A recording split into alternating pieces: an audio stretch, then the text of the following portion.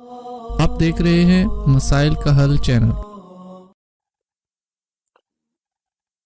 الحمدللہ وحدہ والصلاۃ والسلام علی من لا نبی بعد اما بعد۔ رسول اکرم صلی اللہ علیہ وسلم کا فرمان ہے، من جعل الہموم ہما واحدہ ہم آخرت، کہ جس شخص نے اپنے سارے کے سارے تفکرات اور ساری کی ساری پریشانیاں ان سب کو مد نظر رکھ کر بس ایک ہی فکر اور ایک ہی سوچ بنا لی، اور وہ کیا، ہم آخرت ہی، کہ آخرت کی فکر، آخرت کی سوچ۔ وہ آخرت کی فکر، آخرت کی سوچ کیا ہے؟ کہ میں نے مرنا ہے، ایک نہ ایک دن اس دنیا کو چھوڑنا ہے، اللہ کے پاس جانا ہے، اور پھر وہاں اللہ سے کوئی چیز مخفی نہیں۔ فَمَن يَعْمَلْ مِثْقَالَ ذَرَّةٍ خَيْرًا يَرَهُ وَمَن يَعْمَلْ مِثْقَالَ ذَرَّةٍ شَرًّا يَرَهُ۔ جو اچھائی ہے وہ بھی سامنے آ جائے گی، اور جو برائی ہے وہ بھی سامنے آ جائے گی۔ اس فکر کے تحت پھر اپنے آپ کو وہ تیار بھی رکھتا ہے کہ کہیں مجھ سے کوئی کمی کوتاہی نہ ہو جائے۔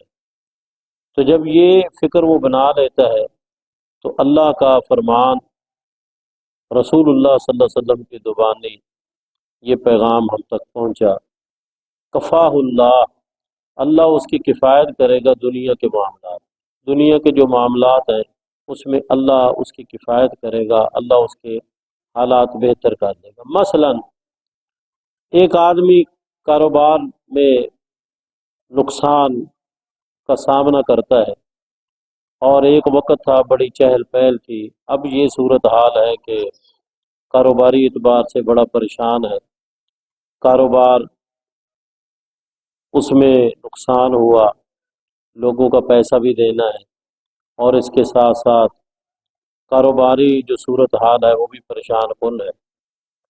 اب ایک طریقہ تو یہ ہے کہ وہ غلط بیانی کرے اور اپنے آپ کو لوگوں سے بچانے کے لیے طرح طرح کے جھوٹ بولے، اور ایک طریقہ یہ ہے کہ سچی بات کرے اور کسی کے ساتھ کوئی جھوٹ نہ بولے، اور مخلص ہو کر ہر ایک کے بارے میں اچھی سوچ رکھے۔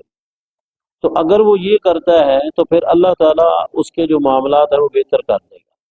اگر وہ جھوٹ بولے گا تو وقتی طور پر تو فائدہ ہوگا، لیکن اس کا انجام بہت خوفناک ہوگا، جیسا کہ رسول اللہ صلی اللہ علیہ وسلم کا فرمان ہے، الصدق ینجی والکذب یہلک، کہ انسان کو صداقت جو ہے یہ نجات دیتی ہے، اگرچہ پریشانی وقتی طور پر ہوتی ہے لیکن انجام بہت اچھا ہوتا ہے، اور کذب جو ہے وقتی طور پر تو ایک سہولت مل جاتی ہے لیکن انجام اس کا تباہ کن ہے۔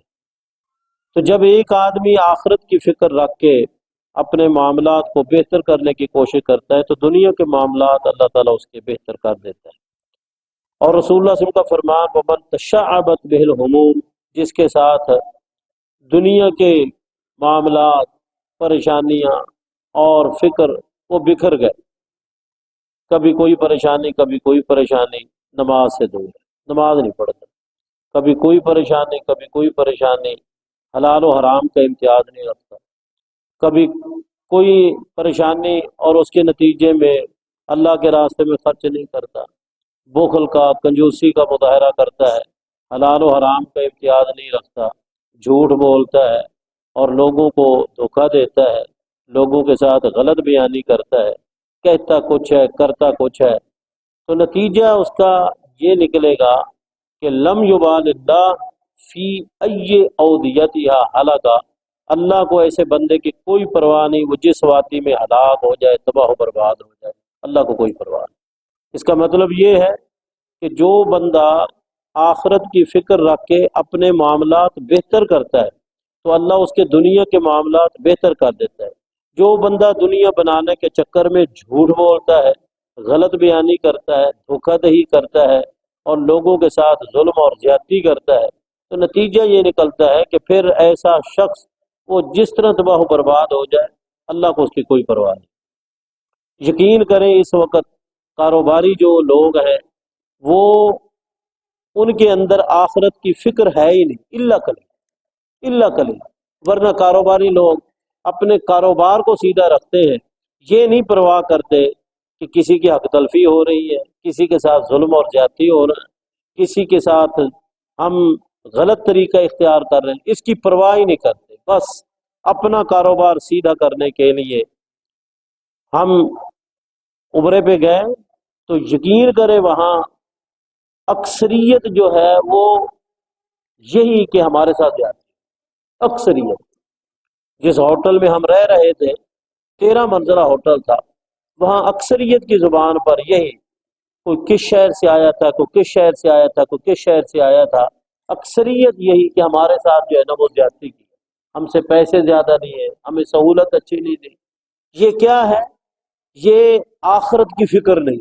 جب آخرت کی فکر ہوتی ہے تو پھر انسان سیدھی بات کرتا ہے، صاف بات کرتا ہے، کسی کے ساتھ ظلم اور زیادتی۔ یاد رکھیں کاروبار میں نفع شریعت اس کی اجازت دیتی ہے، لیکن نفع کمانے کے چکر میں کسی کے ساتھ زیادتی نہیں ہونی چاہیے۔ جو بات ہے وہ صاف اور شفاف ہونی چاہیے، اس کے اندر کوئی غلط بیانی نہیں ہونی چاہیے۔ صدق کے نتیجے میں وہ برکت ہی برکت ہے، اور کذب کے نتیجے میں برکت اٹھ جاتی ہے۔ اس لیے رسول اللہ صلی اللہ علیہ وسلم کا فرمان، آپ نے فرمایا وہ تاجر جو صداقت اور امانت کو اپناتا ہے قیامت کے دن وہ انبیاء کے ساتھ ہوگا، انبیاء کے ساتھ۔ اتنا بڑا مقام صداقت اور امانت۔ اور جو بندہ صداقت اور امانت کا خیال نہیں رکھتا، نتیجہ یہ نکلتا ہے کہ پھر وہ تباہی اور بربادی کی طرف جاتا ہے۔ خیر و برکت کے لیے صداقت اور امانت ضروری، اور اگر صداقت اور امانت نہیں ہے تو پھر یاد رکھیں وقتی طور پر فائدہ ہو جائے گا لیکن انجام اس کا تباہ کن ہے۔ اللہ سے دعا ہے کہ اللہ تعالی ہمیں ہر قسم کے گناہ سے محفوظ رکھے، اور اللہ تعالی ہمیں قرآن و سنت کے مطابق زندگی گزارنے کی توفیق عطا فرمائے۔ آمین۔ واقول قولی ھذا وآخر دعوایا ان الحمد للہ رب العالمین۔